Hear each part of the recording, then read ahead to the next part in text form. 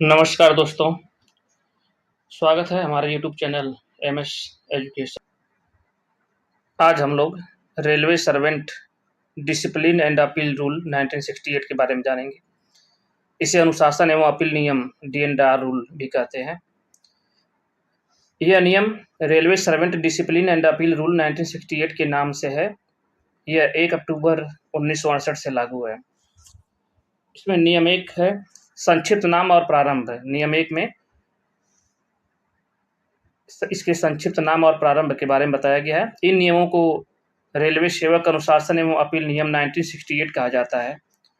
ये 1 अक्टूबर 1968 से प्रभावी हुए। नियम नंबर 2 लागू क्षेत्र। इसमें बताया गया कि किन-किन क्षेत्रों में ये नियम लागू होंगे। ये नियम उन सभी व्यक्तियों पर लागू होते हैं जो रेलवे प्रशासन द्वारा नियोजित हैं, परंतु निम्न पर लागू नहीं हैं, जैसे ऑल इंडिया सर्विस के सदस्य, आरपीएफ के लिए अलग है, डी&आर रूल्स 1981 है, अस्थायी या आकस्मिक कर्मचारी। तो ये जो रेलवे अनुशासन नियम है, डी&आर रूल है, ये अस्थायी और आकस्मिक कर्मचारियों पर लागू नहीं होता है। क्वेश्चन में पूछा जाता है एग्जाम में। नियम 3 परिभाषाएं। तो नियम 3 में परिभाषाएं दी गई हैं। इसमें मुख्य शब्दों की परिभाषाएं दी गई हैं, जैसे रेल सेवक। रेल सेवक वह व्यक्ति जो रेलवे प्रशासन के अंतर्गत किसी पद पर कार्यरत हो। नंबर 2 नियुक्ति प्राधिकारी, जिसने उस सेवक को नियुक्त किया हो, यानी रेल सेवक की नियुक्ति जो करता है उसे नियुक्ति प्राधिकारी कहते हैं। अनुशासनात्मक प्राधिकारी, जो उस रेल सेवक पर दंड लगाने का अधिकार रखता है, वह अनुशासनात्मक प्राधिकारी कहलाता है। यानी जो कर्मचारी को SF5 या SF11 मिलती है तो उसको लगाने वाला अनुशासनात्मक प्राधिकारी कहलाएगा। ये दोनों अलग-अलग होते हैं आमतौर पर। नियम 4 और 5 इसमें सस्पेंशन से रिलेटेड नियम है। नियम 4 इसमें यह बताया गया है कि कौन-कौन अधिकारी किसी सेवक को निलंबित कर सकते हैं, जैसे नियुक्ति प्राधिकारी या उससे वरिष्ठ अधिकारी। और नियम 5 इसमें निलंबन का आधार बताया गया है। इसमें यह बताया गया है कि किस आधार पर किसी कर्मचारी को सस्पेंड किया जा सकता है।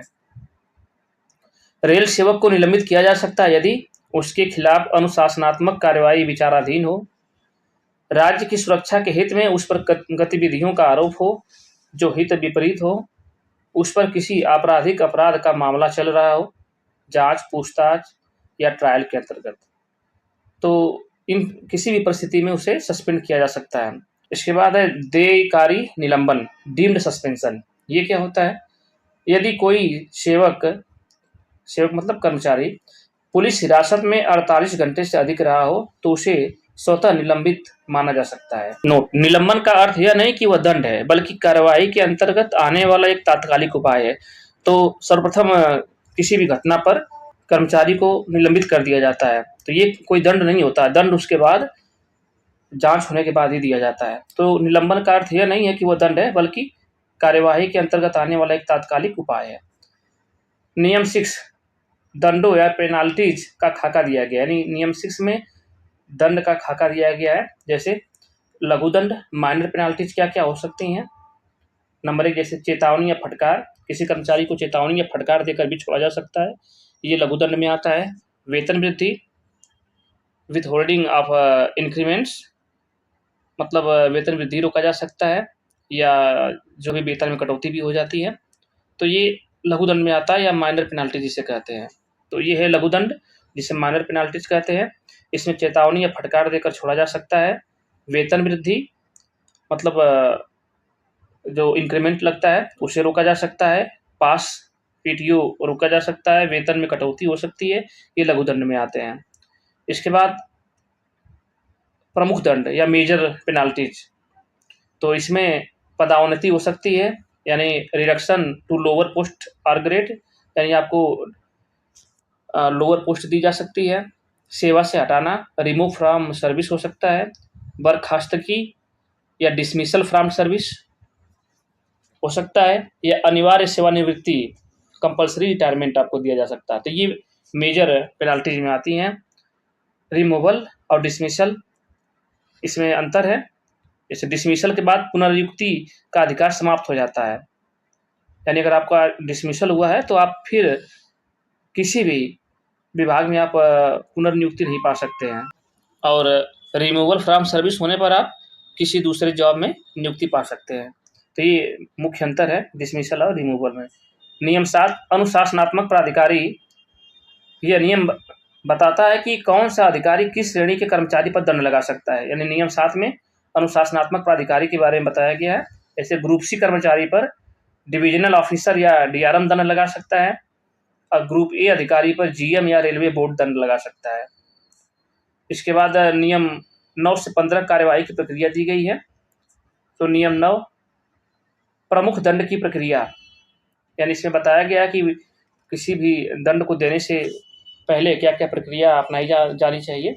जैसे नंबर 1, आरोप पत्र जारी किया जाता है। तो सर्वप्रथम किसी कर्मचारी को अगर दंड देना तो उसके खिलाफ चार्जशीट जारी की जाती है। सेवक को अपना स्पष्टीकरण रिटन स्टेटमेंट देने का अवसर दिया जाता है। यदि आरोप अस्वीकार किए जाए तो जांच अधिकारी इंक्वायरी ऑफिसर जांच करेगा। तो रेल सेवक को अपना स्पष्टीकरण रिटन स्टेटमेंट देने का अवसर दिया जाता है। यदि आरोप अस्वीकार किए जाए तो जांच अधिकारी इंक्वायरी ऑफिसर जांच करेगा। जांच में गवाह, दस्तावेज और जीरा होती है। जांच अधिकारी अपनी रिपोर्ट अनुशासनात्मक अधिकारी को देता है, और दोष सिद्ध होने पर उपयुक्त दंड आदेश जारी किया जाता है। तो ये प्रक्रिया बताई गई है कि जो मेजर पेनाल्टीज होती हैं उसमें क्या क्या प्रक्रिया अपना करके दंड दिया जा सकता है। नियम 10 रिपोर्ट पर कार्यवाही। तो इसमें बताई गई है कि रिपोर्ट प्रस्तुत होने पर क्या कार्यवाही की जाएगी। अनुशासनात्मक प्राधिकारी जांच रिपोर्ट का अध्ययन कर यह निर्णय करता है कि आरोप सिद्ध है या नहीं, और कौन सा दंड देना उचित होगा। नियम 11 में इसमें लघु दंड की प्रक्रिया, यानी छोटी पेनाल्टी की प्रक्रिया का वर्णन है। लघु पेनाल्टी किस प्रकार से दी जाएगी, ये इसकी प्रक्रिया नियम 11 में बताई गई है। इसमें है कि केवल स्पष्टीकरण लेकर दंड दिया जा सकता है, औपचारिक जांच की आवश्यकता नहीं होती। तो आमतौर पर नियम 11 में जो लघु दंड की प्रक्रिया है इसमें जांच की आवश्यकता होती नहीं है। विशेष परिस्थितियों में ही इसमें जांच होती है, अन्यथा इसमें जांच की आवश्यकता नहीं होती है। न्याय संगत कारण लिखना आवश्यक है। तो इसमें जो दंड दिया जाता है उसमें जो कारण है वो न्याय संगत होना चाहिए। नियम 12 आदेशों का संप्रेषण। तो इसमें कम्युनिकेशन किस प्रकार से होगा, आदेशों का संप्रेषण किस प्रकार से होगा, क्या माध्यम होगा, क्या मीडियम होगा, ये इसके बारे में बताया गया है। नियम 13 सामान्य कार्यवाही के प्रावधान। इसमें नियम 13 में बताया गया कि सामान्य कार्यवाही किस प्रकार से की जाएगी। नियम 14 इसमें कुछ विशेष परिस्थितियों में अलग प्रक्रिया की व्यवस्था है, जैसे जब सेवक को कोर्ट में जांच के बाद बर्खास्त किया गया हो आदि। तो इसमें बताया गया कि जब कभी रेल सेवक को डायरेक्ट कोर्ट के द्वारा अगर कोई दंड दिया गया हो तो उसमें जांच की आवश्यकता नहीं होती है, और इसमें विशेष प्रक्रिया अपनाई जाती है। तो ये नियम 14 में वर्णित है। नियम 17 से 24 इसमें अपील का प्रावधान है। तो नियम 17 में वह आदेश बताए गए हैं जिनके विरुद्ध अपील नहीं की जा सकती है, यानी नियम 17 में जिन पर अपील नहीं की जा सकती उसके बारे में बताया गया है। यानी नियम 18 में वह आदेश है जिनके विरुद्ध अपील संभव है, यानी नियम 18 में वे सब आदेश हैं जिनके विरुद्ध अपील संभव है। नियम 17 में वे आदेश है जिनके विरुद्ध अपील संभव नहीं है। नियम 19 अपीली प्राधिकारी। तो अपीली प्राधिकारी कौन होता है, किसके समक्ष हम अपील कर सकते हैं। तो सामान्यतः उस अनुशासनात्मक प्राधिकारी से एक स्तर ऊपर का अधिकारी अपीली प्राधिकारी होता है। तो जिसने दंड दिया है तो उसके एक स्तर ऊपर का अधिकारी अपीली अधिकारी हो सकता है। अनुशासनात्मक प्राधिकारी जिसने दंड दिया है वो अपीली अधिकारी नहीं होता है आमतौर पे, क्योंकि जिसने दंड दिया वही उसी से आप अपील नहीं कर सकते हैं। तो सामान्यतः उस अनुशासनात्मक प्राधिकारी से एक स्तर ऊपर का अधिकारी अपीली अधिकारी होता है। नियम 20 में समय सीमा बताई गई है। अपील 45 दिन के भीतर करनी होती है आदेश मिलने की तिथि से। तो जब आपको आदेश मिलता है तो उससे अगर आप संतुष्ट नहीं हैं तो 45 दिन के अंदर आप अपील कर सकते हैं। नियम 21 अपील की सामग्री। अपील कैसे प्रस्तुत करें, फॉर्म एवं सामग्री। अपील में यह स्पष्ट रूप से लिखना होता है कि आदेश क्यों गलत है, कौन सा नियम उल्लंघित हुआ है और क्या राहत मांगी जा रही है। तो ये सब कारण आपको स्पष्ट करने पड़ेंगे। तो नियम 21 में सब बातें बताई गई हैं। नियम 22 अपील की प्रक्रिया। अपील की प्रक्रिया क्या होगी, ये नियम 22 में बताया गया है। अपीलीय प्राधिकारी सभी साक्ष्यों की समीक्षा करके आदेश को बदल सकता है, रद्द कर सकता है या पुष्टि कर सकता है। ये उस अपीलीय प्राधिकारी के ऊपर निर्भर है। आप वह आदेश को बदल भी सकता है, दंड को रद्द भी कर सकता है या फिर उसको पुष्टि कर सकता है कि ये दंड सही दिया गया है। ये अपीलीय प्राधिकारी के ऊपर निर्भर है। तो नियम 22 में अपील की प्रक्रिया का प्रावधान है। नियम 25 तथा 25A इसमें पुनरीक्षण एवं समीक्षा, यानी किसी भी आदेश का पुनरीक्षण एवं समीक्षा की जा सकती है। तो नियम 25 तथा 25A में यह व्यवस्था है कि किसी आदेश पर उसी अथॉरिटी या वरिष्ठ अथॉरिटी द्वारा पुनरीक्षण किया जा सकता है, यानी दंड को बदला भी जा सकता है, या मेजर पेनाल्टी है तो उसको लघु पेनाल्टी में भी बदला जा सकता है, या किसी कारणवश लघु पेनाल्टी मिली है और बाद में मालूम चला कि आप कर्मचारी ने गलती को दोहराया है तो उसको मेजर पेनाल्टी में भी बदला जा सकता है। तो ये नियम 25 और 25A में यह व्यवस्था है। यदि अपील न की गई हो या अपीली आदेश से असंतुष्ट हो तो उच्च प्राधिकारी जैसे जीएम या रेलवे बोर्ड पुनरीक्षण कर सकता है। तो ये भी है कि अगर आप अपीली प्राधिकारी से भी संतुष्ट नहीं है तो ऊपर के प्राधिकारी जैसे जीएम या रेलवे बोर्ड भी इसका पुनरीक्षण कर सकता है, उसके यहाँ भी आप अपील कर सकते हैं। विविध प्रावधान मिसलेनियस है इसमें कुछ। नियम 26 एवं 26A आदेश, नोटिस आदि का सेवा प्राप्ति संबंधित प्रावधान इसमें। नियम 27 समय सीमा में छूट, किसी विशेष कारणवश अगर अधिकारी चाहे तो आपको समय सीमा में छूट दे सकता है। विलंब डिले को माफ करने की शक्ति है। नियम 28 आयोग जैसे यूनियन पब्लिक सर्विस कमीशन की सलाह की प्रति उपलब्ध कराने के संबंध में। तो क्वेश्चन में आता है कि किस नियम के तहत यूपीएससी की सलाह की प्रति उपलब्ध कराने का प्रावधान है। तो नियम 28 में। नियम 29 शंकाओं का समाधान। नियमों के अर्थ या प्रयोग को लेकर यदि कोई शंका हो तो रेलवे बोर्ड का निर्णय अंतिम होगा, अर्थात यदि नियमों के अर्थ या प्रयोग में कोई शंका हो तो उसका निर्णय रेलवे बोर्ड करेगा और वो अंतिम होगा। नियम 29 से 31 इसमें पुराने नियमों का निरसन, रिपील या शंका दूर करने का उपाय प्रावधान है। निरसन मतलब उसको हटाया जा सकता है। इसके बाद कुछ शेड्यूल है। नियमों के अंत में 3 शेड्यूल हैं, शेड्यूल 1, 2, 3, जिनमें विभिन्न प्राधिकारियों की शक्ति का वर्णन है। यानी जो शेड्यूल है इसमें शेड्यूल 1, 2, 3 इसमें विभिन्न प्राधिकारियों की शक्तियों का वर्णन है। जैसे कौन कौन अधिकारी डिसमिसल, रिमूवल, कंपल्सरी रिटायरमेंट आदि दंड लगा सकता है। तो जैसे कर्मचारी अगर ग्रुप डी का है तो अनुशासनात्मक प्राधिकारी यानी दंड देने वाला प्राधिकारी कौन होगा, सेक्शन इंजीनियर दे सकता है उसको। और अपीली प्राधिकारी सीनियर डिविजनल इंजीनियर जो होता है वो दे सकता है, यानी सीनियर डी। और अगर ग्रुप सी है तो डिविजनल ऑफिसर देगा दंड और अपीली प्राधिकारी डीआरएम होंगे। और अगर ग्रुप ए का कर्मचारी है शासनात्मक प्राधिकारी जीएम होंगे और अपीली प्राधिकारी रेलवे बोर्ड होगा। तो ये इंपॉर्टेंट है, ये क्वेश्चन में आता भी है कि ग्रुप सी के कर्मचारी को कौन दंड दे सकता है या उसके लिए अपीली प्राधिकारी कौन हो सकता है। कुछ नोट है इसमें। अनुशासनात्मक कार्यवाही में नेचुरल जस्टिस के सिद्धांतों का पालन अनिवार्य है, यानी कि जो कार्यवाही की जाएगी उसमें नेचुरल जस्टिस होना चाहिए। उसमें कुछ बातें हैं जैसे कि बिना सुने दंड नहीं, यानी जिसको दंड दिया जाना है उसकी बात को सुनना बहुत ही आवश्यक है।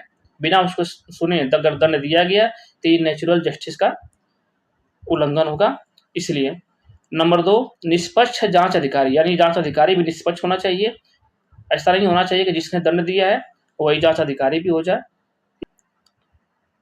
उसके अंदर किसी प्रकार की दुर्भावना नहीं होनी चाहिए। नंबर 3 पर्याप्त समय और साक्ष्य का अवसर, यानी कर्मचारी को पर्याप्त समय देना आवश्यक है और साक्ष्य भी उपलब्ध कराया जाना चाहिए। जांच रिपोर्ट की प्रति सेवक को दी जानी चाहिए, यानी जो जांच रिपोर्ट की गई है उसकी प्रति से कर्मचारी को यानी रेल सेवक को दी जानी चाहिए। जाँच अधिकारी निष्पक्ष होना चाहिए, उसके अंदर किसी प्रकार की दुर्भावना नहीं होनी चाहिए, कर्मचारी को पर्याप्त समय और साक्ष्य का अवसर प्रदान होना चाहिए, जाँच रिपोर्ट की प्रति सेवक को दी जानी चाहिए, यानी रेलवे कर्मचारी को जिसको दंड दिया जाना है, तो जाँच रिपोर्ट की प्रति उसे देना आवश्यक है। निलंबन के दौरान रेल कर्मचारी को सब्सिस्टेंस अलाउंस दिया जाना चाहिए, यानी अगर कर्मचारी निलंबित हो गया है, तो उसको जो सब्सिस्टेंस अलाउंस मिलता है, दिया जाना चाहिए, जो कि उसके सैलरी का आधा होता है, 50% होता है। विशेष परिस्थितियों में अगर ये निलंबन बढ़ाया जाता है, तो उसे 75% भी किया जाता है, तो आमतौर पे 50% होता है, तो ये अवश्य दिया जाना चाहिए। अनुशासनात्मक आदेश स्पीकिंग ऑर्डर होना चाहिए, अर्थात कारण स्पष्ट रूप से लिखे जाने चाहिए। नियमों का उल्लंघन होने पर सेवक कैट यानी सेंट्रल एडमिनिस्ट्रेटिव ट्रिब्यूनल न्यायालय में जा सकता है। तो अगर किसी प्रकार का नियम का उल्लंघन हुआ है या दंड देने में कोई किसी भी नियम का उल्लंघन किया गया है, तो रेल कर्मचारी कैट न्यायालय में जा सकता है। पूर्ण बिंदु कुछ एक कर्मचारी को बड़ा दंड देने से पहले जांच प्रक्रिया पूरी करनी अनिवार्य है। बिना जांच के बड़ी घटना पर दंड देना नियमों के विरुद्ध है, यानी कि अगर किसी को मेजर पेनाल्टी दी जानी है, तो बिना जांच प्रक्रिया पूरी किए ये दंड नहीं दिया जाना चाहिए। नंबर 2, अपील या समीक्षा की प्रक्रिया में समय सीमा का ध्यान रखना आवश्यक है, अन्यथा छूट नहीं मिलेगी। यानी जो समय सीमा तय की गई है कि इस समय के अंदर आपको जवाब देना है, तो उसके अंदर दे देना चाहिए, अन्यथा छूट नहीं मिलेगी। नॉन गजेटेड एवं गजेटेड कर्मचारियों के लिए कुछ भिन्न प्रावधान हो सकते हैं, विशेष रूप से अपील और अधीनता संबंधी। तो जो कर्मचारी जिस राजपत्रित हैं या अराजपत्रित हैं, तो उनके लिए कुछ नियमों में भिन्नता कहीं-कहीं होती है। तो ये था डी&आर रूल्स, जिसको हमने समझा। अब इससे जुड़ी कुछ प्रश्नोत्तरी हम देखेंगे अगले वीडियो में। तब तक के लिए नमस्कार। आज वीडियो अच्छा लगा हो तो वीडियो को लाइक और सब्सक्राइब अवश्य करें। नमस्कार।